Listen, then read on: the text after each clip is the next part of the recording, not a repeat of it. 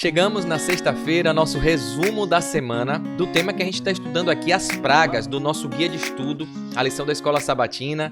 O livro de Êxodo é o tema desse trimestre, julho, agosto e setembro. A gente está estudando aqui, que é um guia de estudo sistemático da Bíblia, né, da Palavra de Deus. Se você tem dúvidas, quer estudar melhor, quer aprender o que Deus quer para mim e para você, está aqui no livro, né? E aí, às vezes, muita gente estuda e não entende. E o guia vem para solucionar esse dilema, ajuda a gente de forma didática, pedagógica, a aprender a verdade que está na Palavra de Deus, tá bom? Se você não acompanhou os vídeos anteriores dos dias aqui, aproveita esse resumo todo, mas se você quiser aprofundar algum tema, pega o link aqui no card, na descrição, nos comentários, porque cada dia a gente dedicou um vídeo, um dia de estudo que é muito aprendizado, tá bom? Então aproveita, daqui a pouquinho é o sábado, né? O pôr do sol chega e a gente aí tem mais tempo para até dedicar, aprender o que a Bíblia tem pra gente. Esse vídeo vai ficar um pouco mais longo porque o resumo da semana toda tem um estudo adicional, mas vale a pena demais se alimentar espiritualmente. Então fica até o final porque vale a pena, vale a nossa salvação.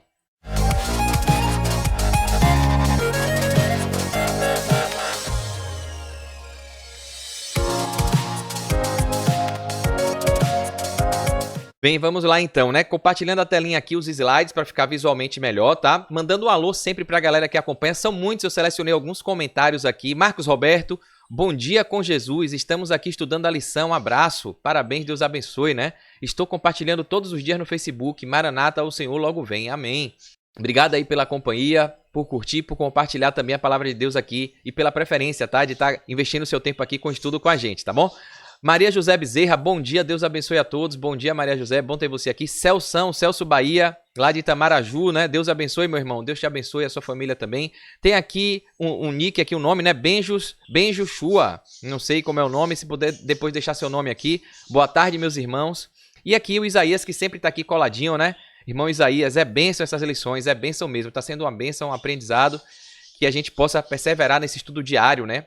Principalmente logo pela manhã cedo, tá bom? Porque a gente aí se prepara para o dia, né? Então, bênção, aprendizado puro, que Deus nos abençoe, tá bom? Então, muito obrigado pelo feedback, bom, esse retorno que vocês dão motiva a gente a continuar aqui postando o vídeo aqui, o nosso estudo, tá bom? Então, hoje, sexta-feira, resumo da semana, dia 25 de julho. A gente estudou aí sobre as pragas. No primeiro vídeo do sábado passado, eu falei sobre a imagem, né? Então, sobre a ilustração, e a gente vai dar umas pinceladas aqui no estudo de hoje também, porque resume bem aqui as pragas, né? Esse instrumento aqui, que tem um nome, a gente vai ver isso aqui, né? Que fica na cabeça do faraó, sinalizando ali o poder da serpente, que era um símbolo ali do deus deles, enfim. E aqui a vara que se transformou serpente, também sinalizando o Satanás, que é a grande serpente. A gente vai ver isso tudo aqui, tá bom? Então aqui a gente vê o verso para memorizar, né? Todo o texto a gente se baseou no estudo da semana nesse texto de Êxodo, capítulo 9, 35. E assim Faraó, de coração endurecido, não deixou ir os filhos de Israel, como o Senhor tinha dito a Moisés. A gente vê que Deus manda os sinais primeiro ali para Moisés ir, coloca a vara para virar cobra, faz alguns sinais e o faraó fala, meus magos faz aqui. E aí ele endurece o coração, Deus manda pragas e aí a gente vai ver esse desfecho, né? Ele resiste, quer confrontar Deus. Daqui a pouco, no meio do caminho, ele já entende que tá pecando, que o bicho tá pegando, ele aí diz que vai soltar, depois volta atrás. Então, a luta, o conflito cósmico de Deus e Satanás na mente e no coração do ser humano, né? E essa é a grande batalha que a gente precisa vencer, né? E o faraó, infelizmente, se deixou levar. Aqui o autor Giri Moskala, que é o autor da lição do nosso guia de estudo aqui, ele coloca o seguinte, o faraó tinha livre-arbítrio. Então, diferente do que muita denominação prega aí, muita teoria narrativa humana que não tem livre-arbítrio, a Bíblia deixa claro que tem livre-arbítrio sim, tá? Por quê? Deus deixou isso para o homem, lá no Jardim do Éden, coma tudo que tem aqui, menos dessa árvore do conhecimento do bem e do mal. Se você comer, você vai morrer. Então Deus deu a escolha. Então isso é óbvio, é muito claro na Bíblia, mas o diabo tem destruído as narrativas de Deus, as colunas da verdade, para fazer o ser humano culpar terceiros, dizer que ele erra porque Deus deixa, porque Deus quer, porque Deus que criou, né? Que ele não tem livre-arbítrio, que uns nasceram para morrer e outros para ser salvo, a predestinação. Então, a gente já estudou isso aqui, né? Deus predestinou todos para a salvação. O plano dele é que todos se salvem. E é por isso que ele permite algumas coisas que lapidem a gente, que façam a gente se arrepender, confessar os pecados e se achegar a ele, tá bom? Porque ele quer salvar a todos. Porém, contudo, entretanto, todavia, se a pessoa não quiser ser salva, dele é amor, ele não vai levar ninguém obrigado, ele é justiça. E aí, ele vai condenar a pessoa porque a pessoa escolheu negá-lo, né? Então, isso a gente ficou claro aqui na lição dessa semana. Então, o faraó tinha livre-arbítrio, podia escolher a favor de Deus ou contra ele.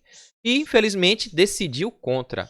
A lição dessa semana é clara. Recebemos a capacidade de escolher entre o certo e o errado. Apesar do mundo estar dizendo que, né, cada um tem a sua verdade, né, cada um diz o que é certo, não tem mais certo e errado, tudo é relativo, a Bíblia deixa claro que tem certo e tem errado.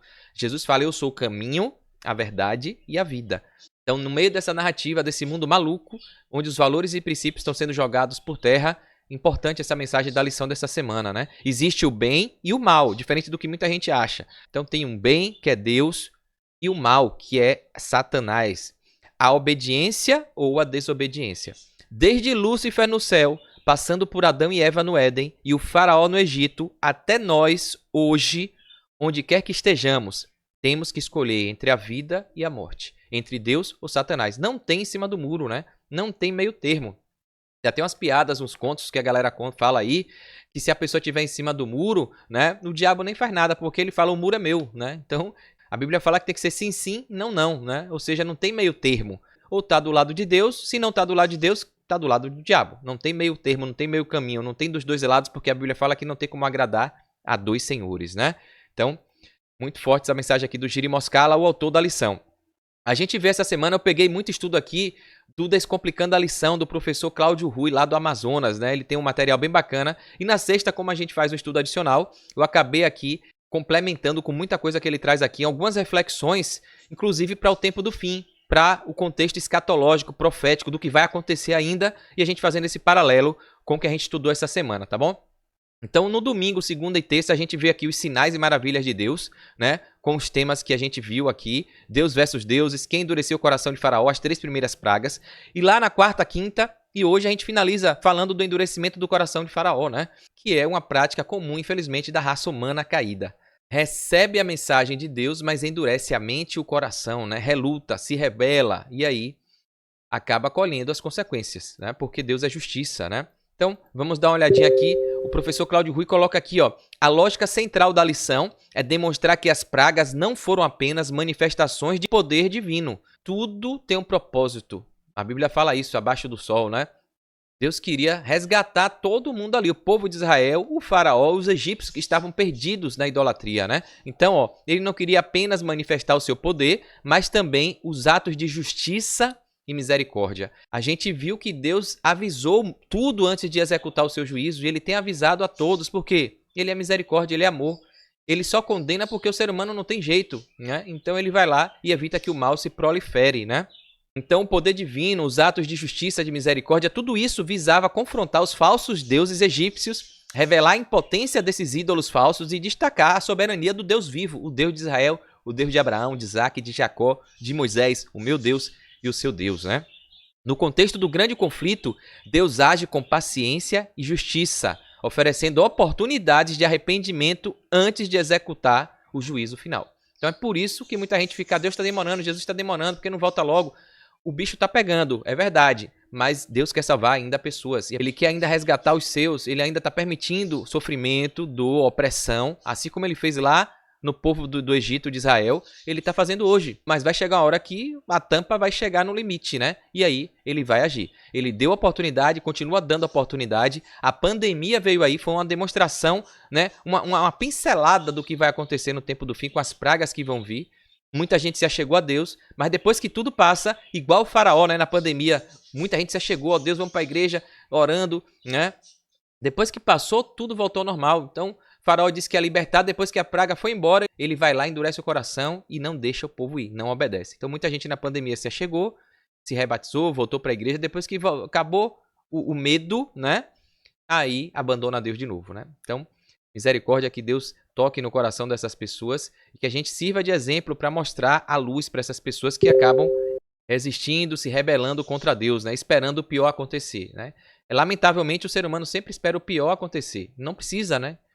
Seria tão bom se a gente, em tempo de bonança, de alegria, estivesse coladinho com Deus, né? Grato, obedecendo por esse privilégio, por essa bênção, mas não. Infelizmente, o ser humano caído só se achega quando está em tempo de dificuldade, de aflição, para pedir libertação, para pedir proteção, para pedir cura, né? E aí, a gente acaba invertendo as coisas como se fosse uma barganha, e Deus não se agrada disso, né? Então vamos dar uma olhada aqui, ó. As pragas ilustram a resposta divina ao pecado persistente e à opressão, destacando a importância de confiar na liderança de Deus e obedecer à sua vontade. Então Deus estava querendo mostrar isso ali ao faraó, aos egípcios principalmente, e ao povo de Israel, que muitos queriam ficar ali, né? Se não fosse isso, se fosse imediato, a gente viu aqui na lição que muitos iam querer ficar ali, não iam querer se arriscar na jornada no deserto, né? Então foi preciso para Deus mostrar quem ele é e o que o plano dele sempre é melhor. Deus versus deuses, o princípio universal, o grande conflito cósmico. Deus comunica por meio dos profetas antes de agir em juízo, né? Isso está lá em Amós, no capítulo 3, no verso 7. Aqui, inclusive, no Patriarcas e Profetas de Ellen White, página 105, ó, Deus nunca executa o juízo sem antes dar advertência e oportunidade de arrependimento às pessoas, né? Então, ele vai julgar cada um conforme a sua luz, o conhecimento que recebeu, mas ele sempre dá a oportunidade da pessoa encontrar, reconhecê-lo, saber quem ele é e tomar a decisão de segui-lo ou não, né? Usar o seu livre-arbítrio de forma correta, mas tem gente que usa de forma errada. Êxodo, capítulo 7 até o capítulo 11, mostra a sequência de avisos dados com antecedência, com propósito pedagógico, para que saibas que não há ninguém como o Senhor, nosso Deus. Isso está em Êxodo 8, 10. A gente vê isso em várias histórias da Bíblia, né? Lá em Noé e o dilúvio, 120 anos de aviso. Chegou uma hora, né? Noé entrou na arca, até que começou a chover. E a gente vive esse tempo aí. Jonas e Nínive também, pregando ali 40 dias. Os profetas em Israel e Judá. Né? Jesus e Jerusalém, pregando ali para os gentios, para os judeus. E no Apocalipse a gente vê os 3 anjos, a mensagem angélica também. Lá no Apocalipse, mostrando que é esse último tempo que a gente está vivendo, falando da guarda dos 10 mandamentos, que foi negligenciado, principalmente o sábado. Deus santificou, separou o sábado e as pessoas negligenciam. E a gente vai ver que tem a ver com a idolatria aqui, de um dia pagão. E a gente vai estudar isso, um deus do Egito, né?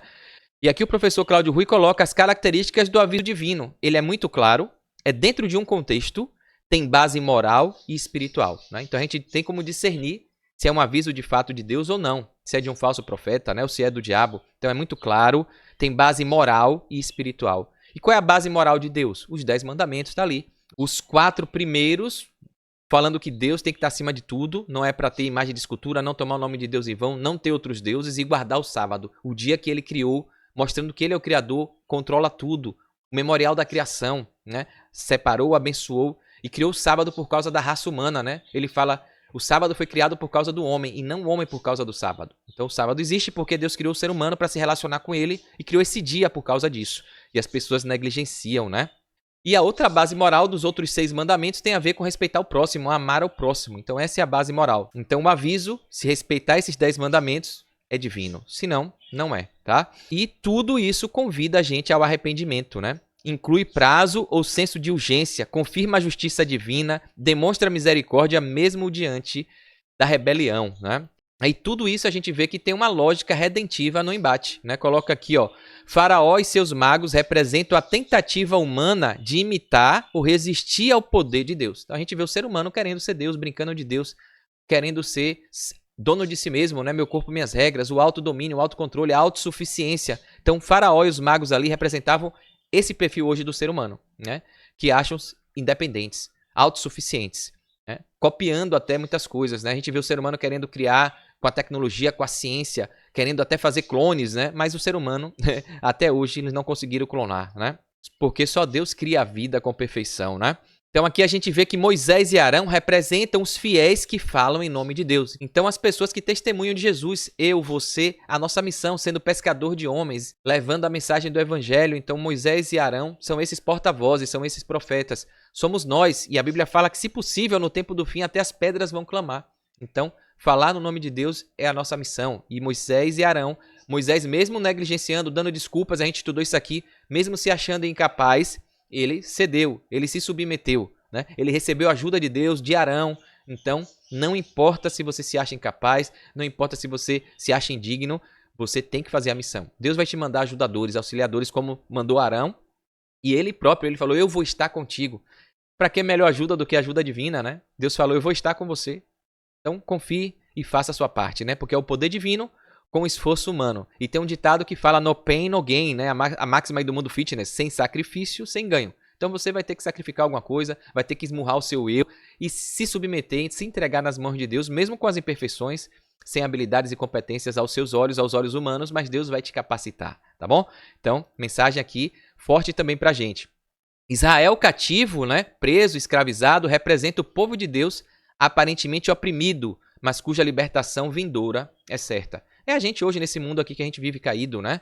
Cheio de dificuldades, de mazela, gente sofrendo, passando fome, violência, vivendo a situação indigna. Então, mesmo com tudo isso, a vitória vai ser certa, né?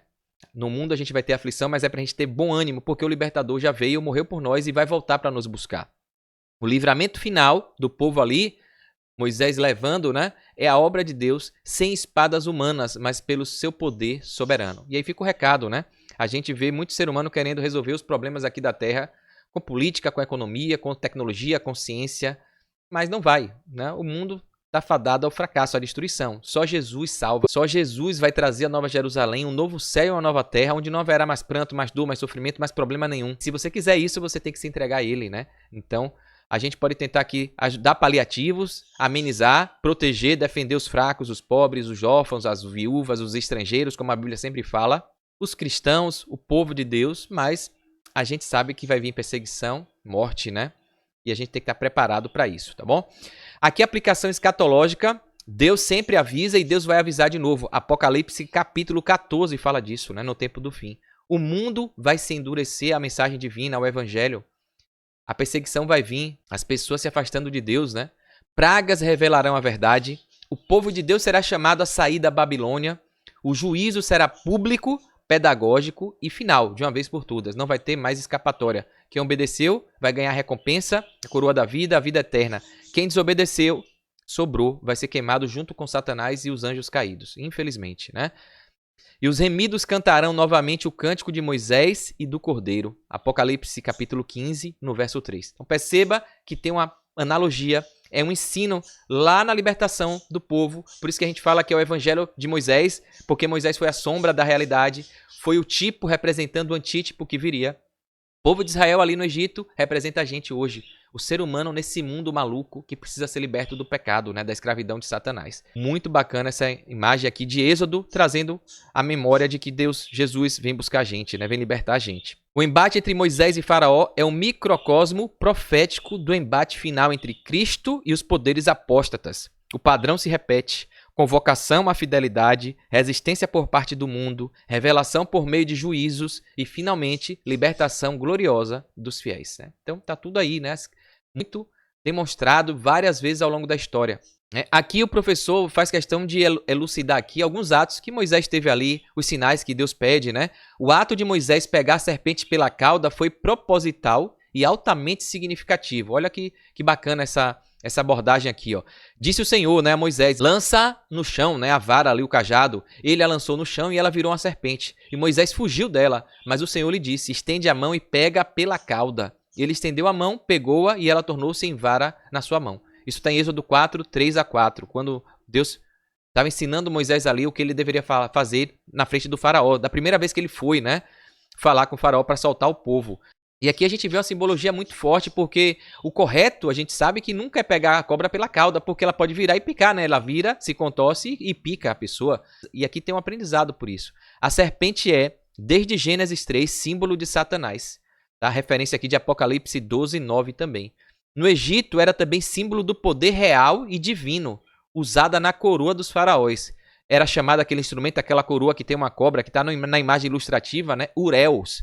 Então, representava Satanás, o reino de Satanás e o poder dos deuses pagãos, que é Satanás também, né? Invenção humana e distorção do diabo. Então, a cobra simbolizava isso. Então, quando Deus pede para o cajado virar cobra, mostra claramente que Deus está acima de tudo, de Satanás, de todos esses deuses falsos, e que Moisés tinha domínio também, e mesmo assim, pegava pela cauda, ou seja, você não tem como me picar, porque você não tem força nenhuma sobre mim, não? Pegava do jeito mais, digamos assim, incoerente, né? Inapropriado, para mostrar também que não era a força de Moisés, era Deus que evitava o mal, que ela viesse e se rebelasse e picasse, né? Então, ao transformar a vara em serpente, Deus está dizendo, eu tenho poder sobre os símbolos do Egito, sobre os Satanás, sobre o próprio inimigo espiritual de meu povo. E aí, por que pegar pela cauda? Está aqui, né? O desafio à lógica natural. Isso é bacana porque Deus e a Bíblia, se fosse pegar a Bíblia na forma que ela é escrita, tem até um estudo que eu fiz aqui, Revelações, a Bíblia é confiável, a gente mostra que a Bíblia tinha tudo para ser um livro fracassado, e no entanto é o livro mais vendido, mais traduzido, best-seller. Então por quê? Ela é escrita de forma totalmente fora de lógica, né? Então tudo de Deus é assim. Por quê? Para não demonstrar que é esforço humano, para que ninguém se vanglorie, é poder divino, né? Então é o Deus do impossível que se revela ali. Então, desafio à lógica natural, que jamais era esmagar pela cabeça, né? A Bíblia até fala que a serpente vai picar o calcanhar do filho da mulher, de Jesus, e Jesus vai pisar na cabeça, ou seja, para matar a cobra, para pegar. Mas nesse caso aqui, para Moisés, que já tinha sido lapidado, não se achar o bambambam, Deus pede para pegar pela cauda, porque não é ele que vai fazer, é Deus que está fazendo ali, né? Então, pegar uma serpente pela cauda é o método mais perigoso possível. Então, como eu disse, ela pode virar a cabeça e morder a pessoa. O gesto contraria a lógica humana e requer total confiança em Deus. Então, Deus pede isso para testar Moisés. Então, pega pela cauda aí do jeito pior possível para você entender que eu estou te protegendo. Aqui, confie em mim, tenha fé. Mesmo que pareça loucura, confie que eu estou no controle, né? Que mensagem forte para mim e você, né? Então, a aplicação aqui, Moisés precisava aprender que não era pela força ou sabedoria humanas, mas pela obediência total a Deus que ele cumpriria a missão. Então é isso, não é por nossos méritos, por nossas habilidades e competências, a gente tem que confiar que é Deus que vai fazer através de nós. Somos instrumentos dele, né? Então aqui o professor continua trazendo essa aplicação. Ó. Ao pegar a serpente pela cauda, Moisés simbolicamente não dá honra nem domínio à serpente, a Satanás, aos idólatras, aos ídolos, os falsos deuses. Ele controla aquilo que parece ameaçador, mas está debaixo do comando divino. Então, ao mesmo tempo que ele mostra que ele não tem medo, ele mostra que ele está dependente de um Deus maior, né? Então, muito bacana isso aqui. Né? Moisés não entra em diálogo com o mal, mas o submete ao seu domínio, tá? Então, não tem como a gente ficar querendo discutir com o mal, negociar com o mal, como a gente tem visto hoje, né? Pessoas querendo argumentar aqui. Deixa claro que Moisés e Deus não conversam, ele só submete ao poder de Deus. Com o mal, com o pecado, não tem diálogo, não tem conversinha, não tem tentativa de convencimento, né? Fica essa mensagem aqui clara também. Deus não está apenas ensinando sobre serpentes, mas sobre autoridade espiritual. Moisés, ao obedecer, abandona o padrão da lógica humana para se submeter à lógica do céu. A sabedoria deste mundo é loucura diante de Deus. Está em 1 Coríntios, capítulo 3, no verso 19. E é forte isso aqui porque às vezes a gente quer pregar usando estratégias, métodos, né, acadêmicos, científicos, filosóficos, uma preparação bem, né, requintada e tentando usar aí o marketing, a oratória. Então a gente vê que é bacana, não é fazer apologia a isso, né? Eu tenho minha graduação, sou especialista em educação. A gente sabe a importância do estudo, da análise de fundamentos, de base acadêmica, mas isso aí, perante Deus, não é nada. Isso aí não vale de nada para Deus, para a sabedoria divina. Então, às vezes, a gente quer usar com os nossos métodos, com o nosso jeito, e aqui deixa claro que a sabedoria do mundo, esse estudo acadêmico, tradição humana, filosofia, ciência aqui é loucura, né, diante de Deus. A gente tem que entregar nas mãos de Deus para ele fazer do jeito que ele quer. Às vezes é o simples que funciona, que é duplicável, né? E às vezes a gente quer complicar demais as coisas, tá? Então, aqui a ação, ó, Moisés pega a serpente pela cauda. Qual foi o significado teológico? A inversão da lógica humana, tá bom? E a aplicação espiritual, a obediência à revelação acima da razão. Não importa se parece loucura, se Deus mandou, faça, tá? A ação aqui, ó, não pega pela cabeça. Por quê? Olha aqui o significado teológico, rejeição do debate com o engano, com o diabo. Né? Tentar convencer por ideias, né? Não vai. Aqui tem a aplicação espiritual, não dialogar com o mal, nem tentar vencê-lo com a mente natural. Então não é a gente que vai fazer isso, é o poder do Espírito Santo que faz. A gente vê, inclusive, né, no mundo aqui cristão, essa onda da polarização política, as pessoas que são cristãs, que dizem ter a Bíblia como regra de fé, mas seguindo partidos, ideologias, né, de esquerda, comunistas, socialistas, que são marxistas, de Karl Marx, de Antônio Gramsci, que são antibíblicas. Eles dizem que a religião é o ópio da sociedade, falam atrocidade de Deus, e a pessoa quer ser cristão, mas por alguma paixão, por algum tipo de mentalidade, ela quer servir a essas pessoas, quer apoiar essas pessoas, e aí acaba sendo loucura, né? Então a pessoa tem que tomar uma decisão, fica se resistindo, não dá para agradar dois senhores. Então a gente aqui mostra que só o Espírito Santo, não adianta debater com essas pessoas, discutir, né? Porque não vai, né? Tem que ser oração para o Espírito Santo agir e abrir a mente dessas pessoas, né? Tem até um livro que fala A Mente Esquerdista. O professor Leandro Quadros fala desse livro aí, que fala que chega a ser até, o diabo coloca até questão psicológica, distúrbios, se a pessoa fica depressiva, não consegue enxergar a verdade, fica cega. Então tem coisa psicológica aí dentro também. E a gente vai ver que uma última praga, que é a 9ª praga, fala disso, da escuridão espiritual, né? Tem a ver com isso. A mente turva, cauterizada. Então tem que pedir a Deus e ao Espírito Santo para agir, porque a gente não tem como fazer nada. Não adianta ficar discutindo, tentando conquistar, convencer pela razão, mostrando fatos, evidências. Não vai, não rola, tá? E aqui, por último, a serpente vira a vara, né? Ele coloca a vara, vira a serpente, e depois ele pega pela cauda e a serpente vira uma vara de novo. O significado teológico: o poder do mal se torna instrumento de missão. Isso é forte, né? Então a gente viu aqui vários ímpios gentios ao redor da Bíblia sendo usadas para a causa divina. Então aqui, ó, aplicação espiritual. Quando a razão se submete ao espírito, ela serve a Deus. A vara retomada é o poder de Deus restaurado ao servo Moisés. Simboliza a autoridade legítima, representa a palavra e o juízo de Deus. É com ela que Moisés toca o Nilo, abre o Mar Vermelho, fere a rocha e aí faz um monte de coisa, né? É o símbolo ali. Então a gente fez essa introdução geral aí. No sábado, vamos ver aqui no Infolição, né? Aqui o texto de Pablo Amon. Pegar alguns cortes aqui também do Tá na Lição, perfil do Instagram, do Telegram, que traz muita imagem legal. E aqui a gente viu, o resumo do sábado foi isso, ó. Desse contexto todo que a gente estudou até aqui, né? É possível deduzir os motivos pelos quais o faraó não queria liberar o povo de Deus. A gente viu a resistência, né? O povo tinha ficado numeroso, ele tinha medo do povo se unir com inimigos e vir guerrear com eles, com o Egito. Então, mas o pior aqui, eu falei ontem na lição de ontem, né? Era o medo de perder a sua renda, o seu poderio econômico ali. A perda da mão de obra barata. Êxodo capítulo 1, do verso 11 ao 14, mostra isso. O povo forte, numeroso, trabalhava ali, construiu muitas coisas e ele não queria libertar por isso aqui, né? A gente vê aqui a insurreição, que é a perda de controle, como eu falei, de se unir, o povo de Israel numeroso, ficar forte, se unir e guerrear contra o Egito, né? E o orgulho, fora isso, o orgulho, porque a gente viu que ele era um sacerdote dos deuses, o faraó era tido como um deus. Então, ele ia perder essa autoridade, então ele não queria falar, caramba, eu sou aqui o Deus, se eu deixar Moisés ir por conta desse Deus dele aí, que eu nem conheço, que ele falou, né? Como é que eu vou ficar perante aqui a minha credibilidade? Lascou-se. Então, 3 aqui evidências, motivos aqui fortes, por conta do coração do faraó ter sido endurecido. Por causa disso aqui, ó, medo econômico, insurreição, perder controle e perder autoridade, tá bom? O coração duro de faraó, Êxodo 9:35, provocou o pulso firme do Senhor. Êxodo capítulo 8, verso 11. Então, quando a gente vai ver aqui que Deus endurece o coração, é porque a palavra de Deus, quando chega, faraó, na hora, a mente dele pensa nisso aqui, ó. A mensagem chega mandando libertar. Deus fala, Deus manda, e ele fala, eu vou perder minha economia, vou ao medo, o receio, vou perder meu controle, vou perder minha autoridade. E aí, ele endurece. Então, por isso que a palavra de Deus, a ordem de Deus, endurece. Não é porque Deus faz, é porque ele, dentro de si, na sua mente e no seu coração, com os elementos que ele tinha, ele resistia, né? Se rebelava, né? Então aqui os resumos bem legais aqui que ficaram do sábado são essas duas mensagens. Às vezes, a vida precisa nos sacudir para despertar, romper correntes invisíveis e nos lembrar que a liberdade só nasce quando a consciência acorda e decide mudar. Infelizmente, o faraó não acordou, né? Como os israelitas eram a fonte de mão de obra barata, o faraó não queria perder as vantagens econômicas que esses escravos lhe proporcionavam, né? A gente viu isso aí.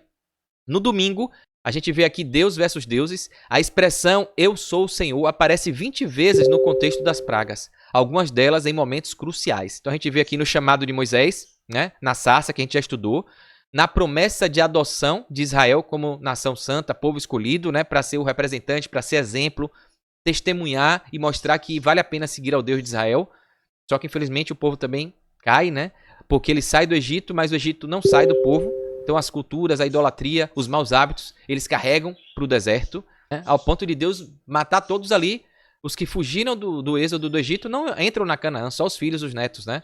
Aparece o nome Eu Sou o Senhor também na promessa de libertação de Israel, nos milagres que continuam sendo feitos no deserto, né? O mar vermelho abrindo, a nuvem protegendo de manhã e de noite, o fogo esquentando, o maná que cai do céu, enfim. Né? E aqui a gente viu também na execução final do juízo sobre os deuses lá do Egito, né? E aí a gente vê claramente que Deus não travou uma batalha somente contra os egípcios, mas contra os seus mais de 1.500 deuses, né? Então, forte isso aqui. No domingo a gente vê aqui, ó, o ser humano inventa deuses para dominar e se proteger.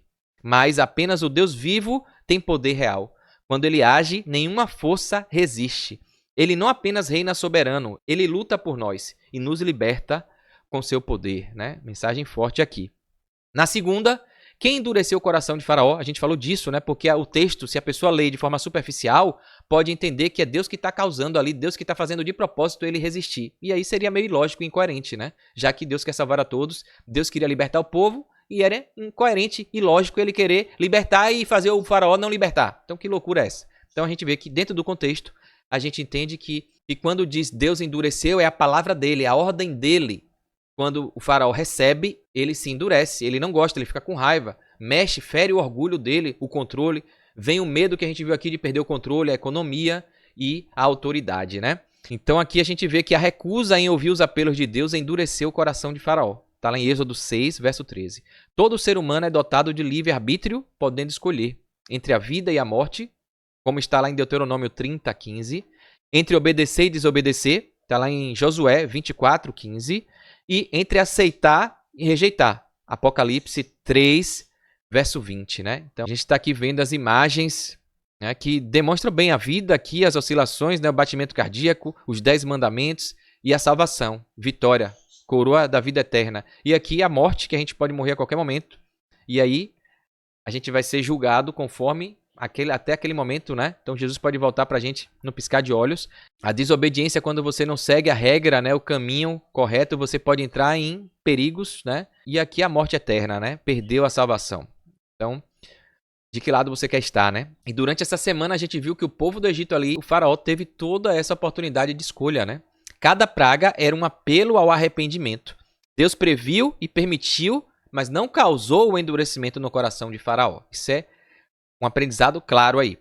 Na segunda, Deus respeita as nossas escolhas, mas não anula suas consequências. Então, a gente colhe o que planta. Então, apesar do mundo hoje não querer deveres, só direito, só alegria, né? Ou essa geração mimizenta que o pessoal fala aí, quer fazer as coisas e não quer arcar com as consequências dos seus maus comportamentos, dos seus maus hábitos.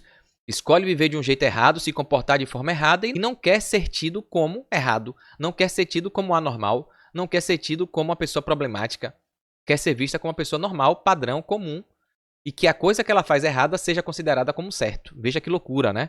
E aqui a Bíblia deixa claro que Deus respeita as escolhas, isso é o amor, mesmo que você escolha o caminho errado, mas ele não vai anular as consequências. Ele ama o pecador, mas ele odeia o pecado. E a consequência de quem decidiu viver em pecado vai vir, né? Então, quer a pessoa goste ou não, quer a pessoa acredite ou não. Ele nunca desiste de nós, por isso que ele sempre tem colocado sinais, maravilhas, provações para a gente se arrepender. Cabe a nós analisar seu chamado com fé e nos render antes que o coração se feche para sempre. Que é o que a gente viu aqui, né? Chega uma hora que a resistência passa a ser tão grande que o Espírito de Deus é retirado da pessoa e aí é o pecado contra o Espírito. Deus falou, a pessoa negou e o Espírito sai, vai embora. E aí não tem mais jeito, porque não tem mais consciência, não tem mais sensação de errado. A pessoa vive no pecado, né? Na terça-feira a gente relembra que as 10 pragas não foram para o povo, né? Foram para os deuses que o povo criou. Cada praga atingiu pelo menos um desses deuses aí do povo, né? E aqui vem uma mensagem da terça do aprendizado. Ó. Quando os deuses criados se revelam ilusão, Deus mostra que são nada, expõe suas mentiras e conquista nossa confiança para nos libertar e ser lembrado como o Deus vivo que age na história, né? Então Deus mostrou ali, fazendo tudo o que ele fez, que aqueles deuses ali era só invenção, não fazia de nada, não fez nada, né? E o povo acabou vendo que estavam na loucura, na idolatria cega, né? As 3 primeiras pragas, e aí começa, a gente viu durante essa semana, as 9 pragas, né? E citamos a 10ª para fazer a ponte com o estudo que vai começar amanhã. Há uma ironia velada nas pragas. Deus desafia e vence os deuses em suas áreas de atuação. Deus usa as pragas para mostrar sua soberania sobre tudo e todos. Então tinha Deus para tudo, mais de 1.500 deuses. E Deus fez pragas para mostrar que naquela área que tinha um Deus que eles achavam que era um Deus, o Deus dele falso não fez nada, foi vencido, não controlou nada, né? Então Deus vivo que mostrou quem realmente controla, quem realmente é Deus. A gente viu a primeira praga das águas do rio dos açudes virando sangue. Deus é o Senhor. Depois a segunda praga das rãs. Deus é incomparável. A terceira praga dos piolhos, né? Deus é poderoso. Então a mensagem que fica lá em Êxodo 8:19. Em cada praga, Deus se mostra um pouco. E na terceira, a gente já viu aqui esse diferencial, que já existe um reconhecimento dos sacerdotes dos outros deuses. ele fala, isso é dedo de Deus. Isso aqui a gente não consegue fazer não, porque Deus criou do nada os piolhos ali, infestou a terra toda do Egito. E aí ele fala, rapaz, as outras ele tentou fazer, iludiu ali, a rã também, que saiu dos rios. Mas criar um ser vivo só Deus cria, né? Do nada. E aí eles falaram, não, isso aí é dedo de Deus, né? Já começou a ver ali o poder divino do Deus vivo e a besteira que era confiar nesses falsos deuses, né? O professor Cláudio Rui, lá do Amazonas, ele faz esse paralelo aqui com os dias finais, os nossos tempos, né? Deus confronta os deuses do Egito e Deus confronta os ídolos modernos também. Em Êxodo, cada praga ataca um deus egípcio específico, revelando sua importância. No grande conflito, as mensagens angélicas de Apocalipse 14 fazem a mesma coisa. Confrontam os sistemas falsos de adoração, dependência e poder do Estado. A gente vai ver que no tempo do fim, a gente vai ver que vai ter decreto dominical, o dia do sol, Sunday, que a gente vai ver aqui que é um deus que os egípcios tinham ali, colocava o sol como deus, tinha o nome de alguns deuses que se referiam ao sol. E a gente vai ver que no tempo do fim, perto de Jesus voltar, a gente vai ter a mesma coisa. O Estado com decretos, com leis, para a gente descumprir o que Deus quer e obedecer às bestas, né? A besta da terra e a besta do mar, que vão se juntar para impor observâncias contrárias ao que Deus quer e ao que Deus pede. Vão se dizer, se ostentar ser Deus o controlador de tudo. E aí, Deus vai novamente agir, tá bom? Eu fiz um vídeo aqui falando dos 7 reinos, falando dessa profecia, né, das bestas, está aqui no card, na descrição, no comentário, vale a pena. É um vídeo mais longo, de 2 horas, mas a gente explica bem o que a Bíblia, Daniel, Apocalipse e alguns textos falam disso, desses 7 reis aí, 7 impérios antes da volta de Jesus, tá bom? Então aqui o professor continua, a lógica é a seguinte, se no Egito o falso deus do Nilo foi desmascarado, hoje o falso deus da segurança material também será exposto. Tem muita gente que coloca o dinheiro como seu deus, né? A questão material, o Estado, e tudo isso vai cair por terra, né? As pessoas se apegam em falsos deuses porque não garantem nada, só Deus é o doador da vida, é o mantenedor de tudo, né? E aqui a gente vai ver aqui alguns comparativos nesses quadros aqui ilustrativos bem legais, ó, a identificação do engano moderno, igual, né? O mesmo princípio, só que com a outra forma do que aconteceu ali no Egito. Então, na praga do sangue no Nilo, a falsidade revelada foi que Deus é a fonte de vida, né? Sem Deus, tudo vira morte. Jesus fala, eu sou a água da vida, a fonte de água viva, quem beber de mim jamais terá sede. E a gente vê que Deus transforma ali o sangue, a água toda em sangue, para afrontar os deuses ali que eles chamavam do rio Nilo. Cadê o poder dele para voltar aí? Né? Então o engano atual correspondente a isso, a essa falsidade revelada lá dos deuses da água, é o materialismo e a autossuficiência desse mundo moderno. A questão das rãs, a falsidade revelada, né? Bênçãos fora da aliança se tornam maldição. E a gente vê as narrativas diversas aqui, inclusive dentro do matrimônio, de casamento, né? A questão do sexo, da imoralidade, a questão do dinheiro. Então, um monte de coisa. O engano atual correspondente, o espiritualismo emocional e subjetivo. A gente está vendo essa teoria, como eu falei, dentro da igreja cristã. Questão de espírito-alma, de espírito vagante, um espírito, uma alma que vaga fora do corpo, consciente fora de um corpo, enquanto a Bíblia diz que isso não existe, né? Que a pessoa, quando morre, é como se estivesse dormindo, não pensa, não fala, não louva, está na terra, jaz no esquecimento, né? Então, não tem consciência nenhuma. A consciência de uma alma só existe, como está lá em Gênesis capítulo 2, no verso 7. É o pó com o fôlego de vida que Deus soprou e se tornou uma alma vivente, uma alma consciente, né? É o pó e o fôlego de vida, a respiração que Deus deu. É isso que o ser humano tem. É isso que a Bíblia apresenta como composição do ser humano. Pó da terra, mais fôlego de vida que Deus soprou nas narinas. E aí ele se torna uma alma. Essa história de que o ser humano tem alma é coisa diabólica, é narrativa de Satanás, é distorção, né? É espiritualismo emocional e subjetivo para desacreditar Deus e Jesus. E aqui a gente vê a praga dos piolhos, falsidade revelada, né? Que o poder religioso humano não salva, né? E aqui o engano atual correspondente à autoridade religiosa sem verdade. Então a gente vê muitos líderes aqui na internet onde a informação, né, tem demais, onde todo mundo posta o que quer, tem informação aí, só que muita desinformação, muita coisa errada, né? Muito líder distorcendo, sendo pedra de tropeço na vida de gente. Vídeos com milhões de seguidores, milhões de visualizações e ensinando falsas doutrinas, né?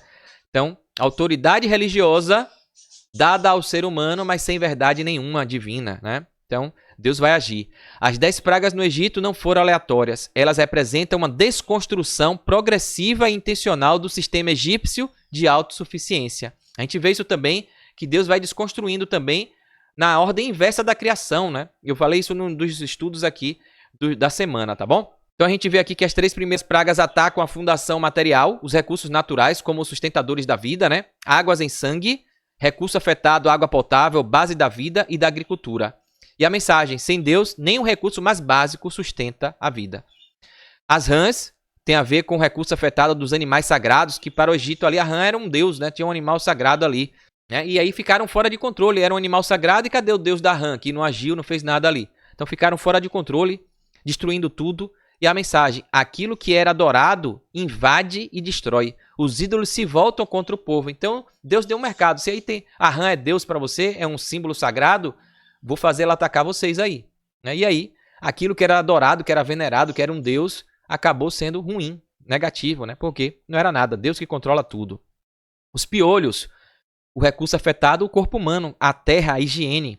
E a mensagem que fica é a ordem básica da vida entra em colapso. O pó da terra que a gente foi criado já não serve para sustento, para dar saúde e vida, mas para praga, né? E é o que a gente está vendo hoje, né? Tudo que Deus criou com a entrada do pecado acaba sendo hoje maléfico, né? Por conta das próprias ações do ser humano, né? Depois, na quarta, a gente vê aqui Moisés de novo falando, não sei falar bem, não vou convencer, vou voltar lá de novo, não estou conseguindo. Né? Deus sempre manda ele ir, eu vou estar com você, vá, né?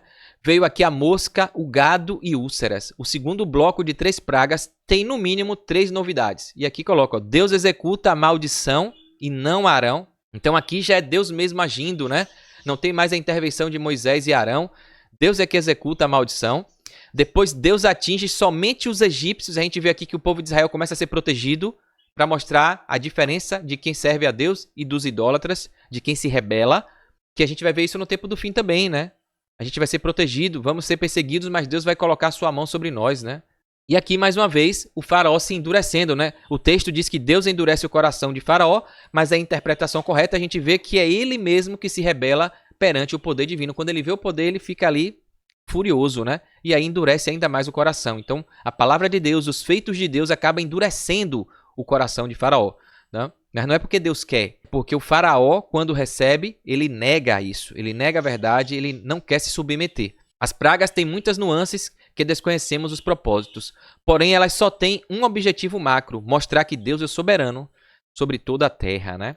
Aqui na quarta ainda, o Senhor nos permite colher as consequências de nossa própria rejeição persistente a Ele. Então vai chegar uma hora, a gente resiste, chega uma hora que a gente colhe o que plantou, colhe o pior, né? E aí o Espírito de Deus se afasta, né?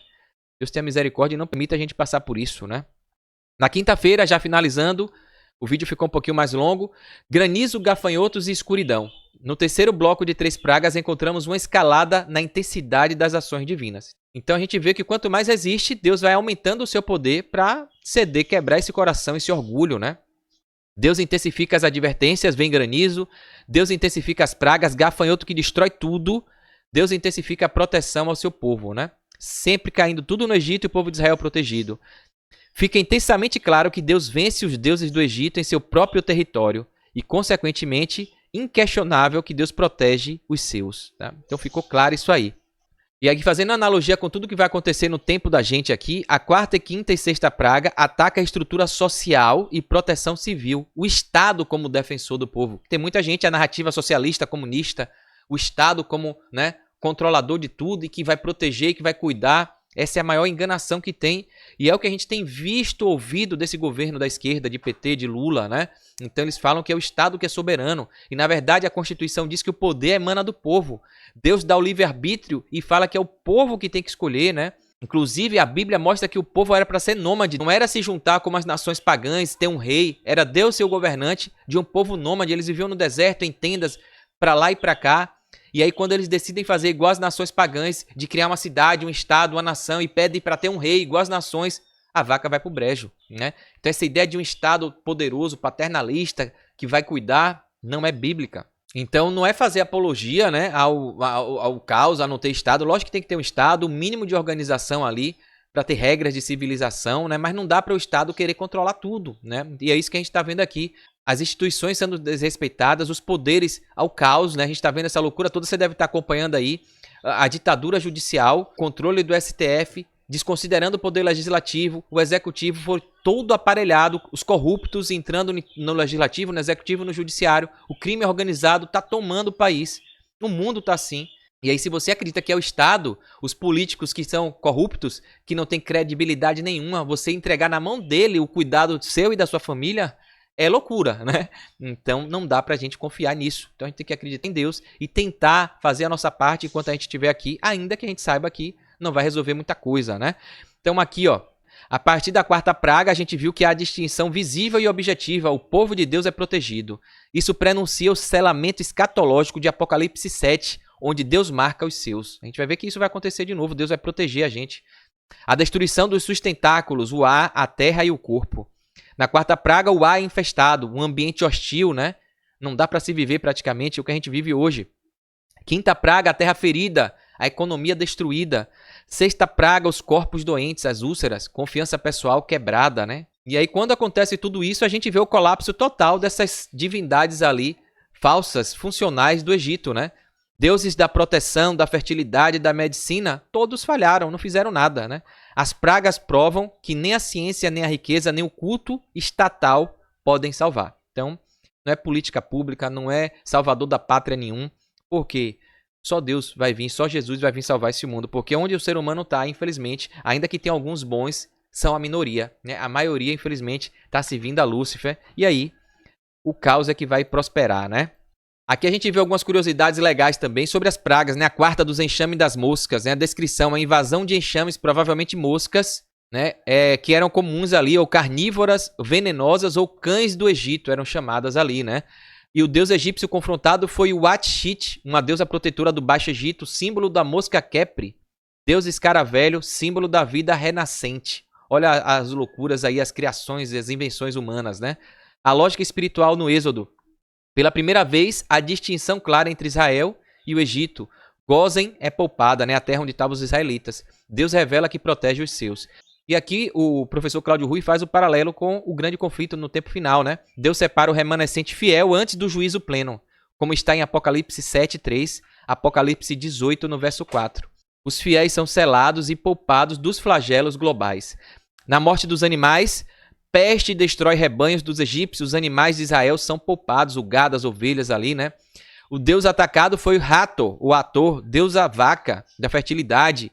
O deus Apis também, que era um touro sagrado.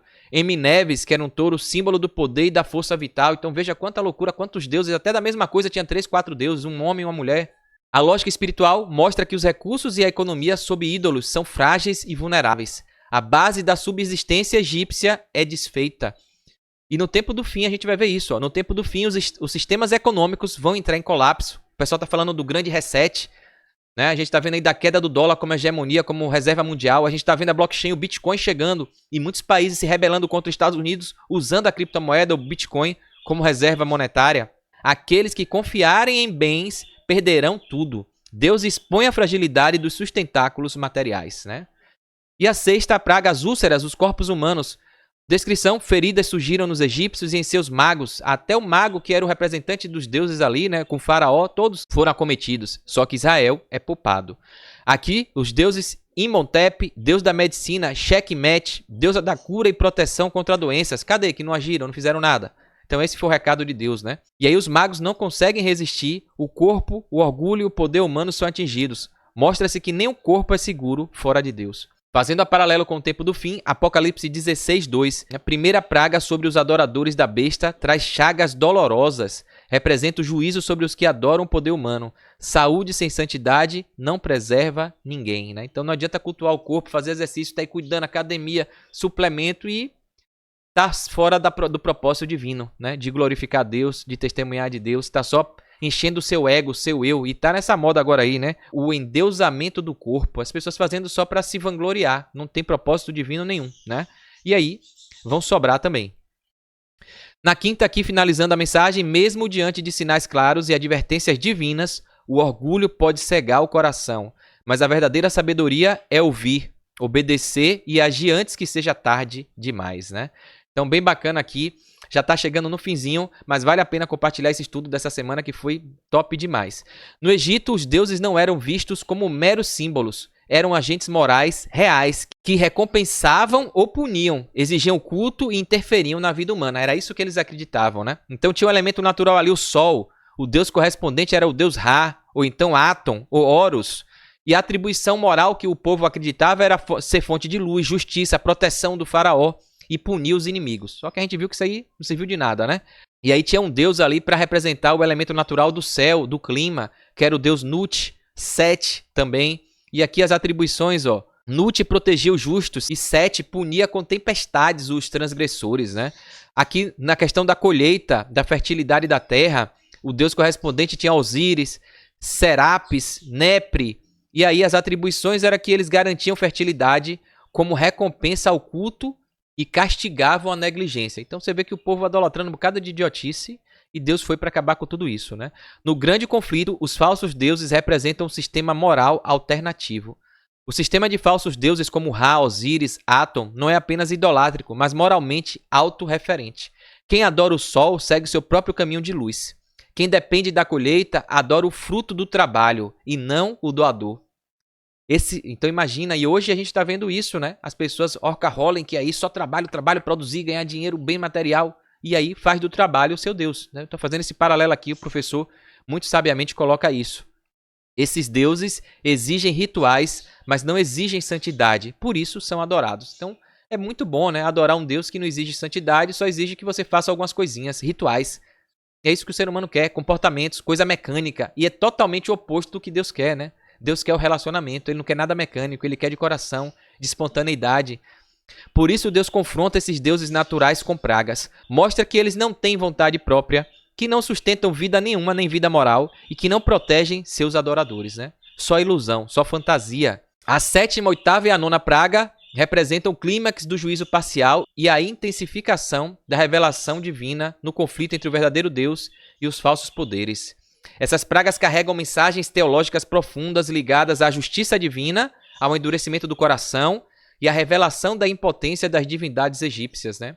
Enquanto as primeiras pragas atacam os aspectos funcionais do Egito, né? Essas agora confrontam diretamente as divindades maiores, o céu, o sol, as colheitas, tudo isso que a gente acabou de ver no slide anterior. Então Deus mostra que nenhum poder natural ou sobrenatural pode competir com o Deus de Israel. Né? Então tudo isso começa a atingir todo o sistema egípcio, a agricultura, clima, sol, trabalho, economia, a visão, movimento e consciência. A praga das trevas é psicológica e espiritual. Então quando fala que ficou na escuridão, não é só de visão, é na turva, na confusão mental, a mente ficou praticamente paralisada, parada, né? A Bíblia fala, Ellen White fala que o povo ficou refletindo que Deus deu 3 dias na escuridão, ou seja, apagando tudo da mente para a pessoa refletir, pensar, se arrepender e servir a Deus, né? Representa o colapso do discernimento, né? As pessoas ali confusas praticamente com tudo aquilo. E mais uma vez a gente vê a separação absoluta, né, do povo de Israel, que não foi acometido com nada disso, e o povo egípcio. Israel tem luz, conforme está em Êxodo 10, no verso 23, mostrando que Deus protege os seus até no juízo extremo. E aqui vem a questão pedagógica, né, reveladora. As pragas revelam que o problema do Egito não é apenas idolatria, mas orgulho, dureza de coração e rejeição deliberada da verdade, né? Último quadro aqui para a gente comparar. Então aqui na sétima praga do granizo, a descrição da tempestade destruidora, né? Fogo misturado com granizo. O deus confrontado, Nut, uma deusa do céu. Sete, o deus das tempestades. E Osíris, o deus da vegetação. Então Deus numa tamancada só já acaba com a credibilidade de 3 deuses egípcios aqui, né? A lógica espiritual do Êxodo, Deus demonstra domínio total sobre o céu e a natureza. É um apelo final à rendição. A saraiva destrói plantações e servos não abrigados, alertando sobre o juízo. E Deus tinha avisado a todo mundo, né, para sair dos campos. E aqui, no tempo do fim, vai ter uma mensagem igual, idêntica. Praga semelhante em Apocalipse 16, no verso 21. Também há apelo à decisão antes da destruição total. Isso está em Apocalipse 14, no verso 6 a 10. Deus mostra que o clima também lhe obedece. No gafanhoto, a invasão devastadora que consumiu tudo. O deus confrontado foi Serapis, protetor da colheita, o deus Min, que era o deus da fertilidade, e Nepre, o deus do grão. Então, 3 deuses também aqui receberam a porrada, o descrédito aí quando o Deus vivo age, né? Então, no Egito, Deus retira a última esperança de sustento. O Egito se vê impotente. O faraó admite pecado, mas seu arrependimento é superficial, né? Ele fala ali só até a praga passar. Quando a praga passa, ele volta ao coração duro, de pedra, né? E no tempo do fim, muita gente vai agir assim, né? A falsa segurança econômica e ecológica será totalmente abalada. Apocalipse 18, no verso 8, deixa isso claro. A fome espiritual do fim se intensifica. Amós, capítulo 8, no verso 11. Depois veio as trevas, né? A última praga que a gente estudou essa semana. Trevas densas, escuridão. Trevas por 3 dias, só que Israel tem luz.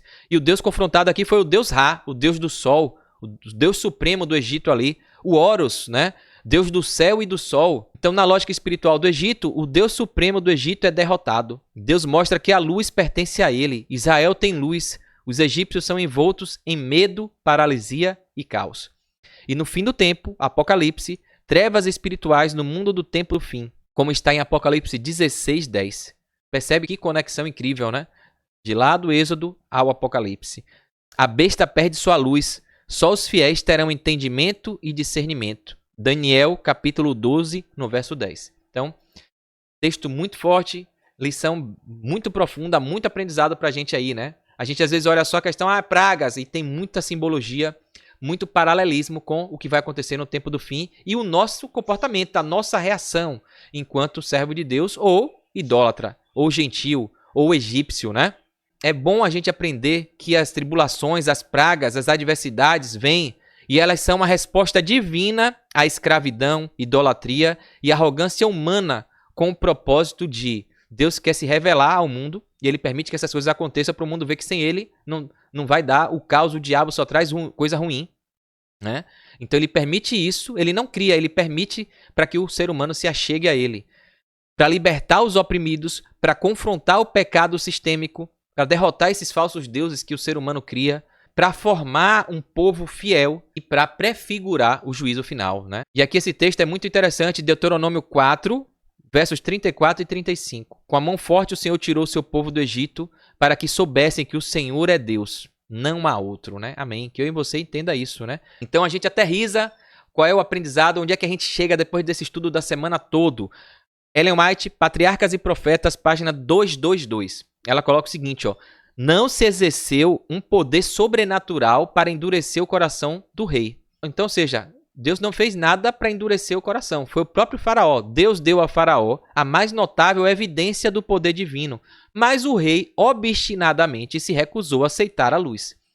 Cada manifestação do poder divino, rejeitada por ele, tornava-o mais resoluto em sua rebeldia. As sementes da rebelião que semeara quando rejeitou o primeiro milagre produziram a sua colheita final, né? Então foi endurecendo até que não teve mais jeito, né?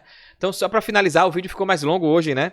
E vale a pena trazer também para você, né? No estudo adicional, ó, Ellen White ainda falando, foi permitido que seu povo experimentasse a esmagadora crueldade dos egípcios para que não se enganasse em relação à influência degradante da idolatria. Em sua maneira de lidar com o faraó, o Senhor manifestou seu ódio à idolatria e sua decisão de punir a crueldade e a opressão.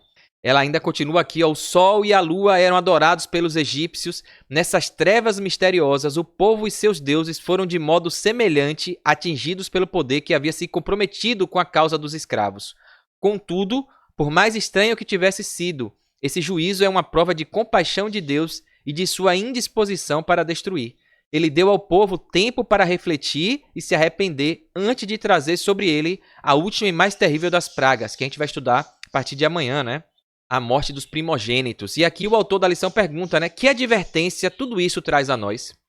Podemos ficar tão endurecidos no pecado a ponto de tomar decisões desastrosas quando a decisão correta e o caminho certo estão bem diante de nós o tempo todo? Então, às vezes, né? A gente sabe que o caminho do pecado está ali. Por isso que a Bíblia fala pra gente andar, se afastar do pecado. E às vezes a pessoa sabe, e aí, não, mas deixa eu ver, eu vou devagarzinho, eu vou um pouquinho, eu sei me controlar.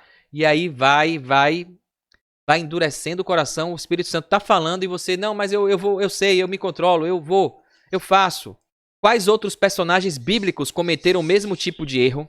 Pense, por exemplo, em Judas, né? Deus sabia, Deus chegou, Jesus falou e ele se deixou levar. Caim, Deus fala com Caim, olhe, o pecado está batendo em seu coração, tá a porta aí, cuidado, se você não fizer o certo, né, você não vai ser aceito, e ele aí deixa o mal tomar conta, né, decide o seu próprio eu, domínio próprio não tem, né, E aqui também no final o autor deixa essa mensagem forte desse arrependimento superficial que às vezes o ser humano tem, né?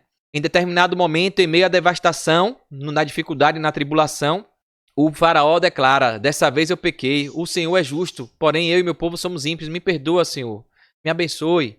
Só que embora tenha sido uma confissão notável de pecado naquela ocasião, depois que as coisas voltam ao normal, isso acaba não sendo autêntico, isso não persevera, né? Não se mantém. Então, que a gente possa ser fiel a Deus, né? Não deixar esse hábito horrível de só se apegar e fazer promessas e pactos quando o bicho está pegando. Depois que a coisa se resolve, a gente aí negligencia e volta a pecar, né? Isso aí pode comprometer a sua salvação e a minha salvação, né? E aqui no finzinho, Ellen White, nos comentários de Ellen White, ela também bate um pouquinho mais nessa questão do endurecimento, né? Como o Senhor endurece o coração de alguém?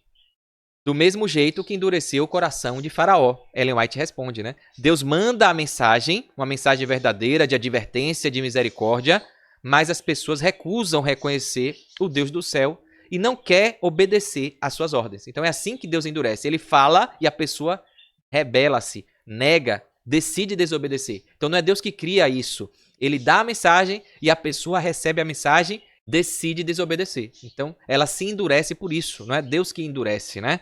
Então o texto escreve de um jeito, mas o contexto faz a gente compreender a mensagem.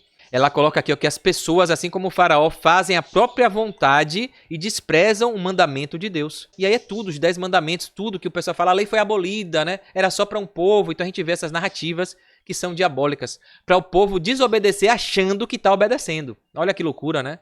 O diabo pega mentiras junto com verdades, cria narrativas para o povo achar que é cristão, achar que está obedecendo a Deus, distorcendo a Bíblia, usando a própria Bíblia para defender o seu mau hábito, a sua desobediência, né? A própria evidência que lhe fora dada do Deus Jeová está acima de todos os deuses das nações, acima de todos os sábios e mágicos, só serviu para cegar o seu espírito e endurecer o coração de Faraó. E Ellen White coloca: cada nova prova do poder de Deus a que o monarca egípcio resistia levava-o a desafiar mais determinadamente e persistentemente a Deus. Esse caso é uma clara ilustração do pecado contra o Espírito Santo. Eu falei disso aqui, né? Aquilo que a pessoa semear, isso também colherá. Está em Gálatas 6, verso 7. Gradualmente o Senhor retirou seu espírito, removendo dele seu poder refreador, entregou o rei Faraó nas mãos do pior de todos os tiranos. E é o pior inimigo meu e seu. Sabe o que é? O que foi aqui de Faraó, que Ellen White fala? O próprio eu. Você querer fazer as suas vontades, as suas escolhas. O coração do homem é enganoso, né? Ao invés de servir a Deus, de obedecer a Deus, né? Então, mensagem forte, ficou mais longo, mas eu espero que você tenha captado aí tantas bênçãos nesse estudo como eu recebi aqui, tá bom? Então, se você gostou, curta aí, comenta, se inscreve aqui no canal, clica no sininho para você ficar antenado e receber os vídeos que eu vou estar postando aqui. E fazendo isso, você vai levar esse conteúdo para outras pessoas, tá bom? Comenta, se inscreve, o YouTube vai entender que o conteúdo foi relevante e vai mandar esse vídeo para outras pessoas aprenderem sobre tudo isso que a gente estudou aqui. Sem falar que fazendo tudo isso, você vai estar sinalizando para mim aqui, né? Me dando um retorno, um feedback, um agradecimento por esse tempinho que a gente dedica aqui, tá bom? Tá? Dá essa moral aí, vai ser rapidinho. Eu aguardo você amanhã no próximo estudo, se assim Deus permitir. Forte abraço, sucesso e fique com Deus.